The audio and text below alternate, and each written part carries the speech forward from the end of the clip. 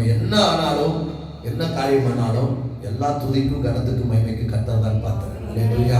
சொல்ற வேற யாருமே பார்த்தவார்கள் கிடையாது. நம்ம எவ்வளோ சொன்னாலும் என்ன சொல்லுவாங்க, ஒசர பறந்தாலும் என்னதுங்க, ஒரு குருவி பறந்தாகாதுமாங்க. சரிங்களா?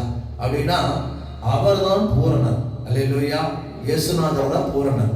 நாம் யாருமே பூரணர்கள் அல்ல. அல்லேலூயா சொல்லுங்களேன். நாம் யாருமே பூரணர்கள் அல்ல. கடந்த நாளில் கூட்டுறவு சர்ச் ஓப்பனிங்ல சோதரன் ஓவிசர் கேட்டார், பூரணராக இருக்கிறவங்க கை தூக்குனாரு. அதில் ஒரு பாஸ்டர் கை தூக்குனார். அப்போ அவர் கேட்டார், நீங்கள் பூரணரான்னு கேட்டார். அவர் ஆமானார். சரிங்களா? அப்போ நீங்கள் எங்கே இருக்கணும்? பரலோகத்தில் தான் இருக்கணும். அல்லேலூயா. பூரணமாக இருக்கிறவங்க எங்கே இருக்குங்க?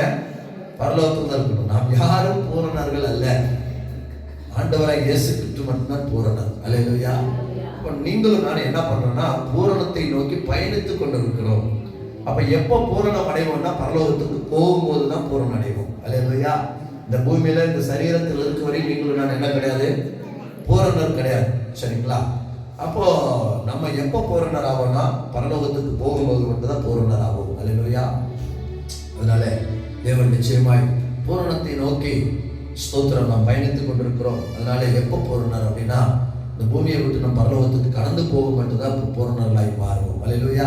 அது வரைக்கும் பூரணர் ஆவதற்கு நீங்களும் நானும் பிரயாசம் எடுக்க வேண்டும். அல்லேலூயா. பூரணர்களாய் மாறுவதற்கு பிரயாசம் எடுக்க வேண்டும்.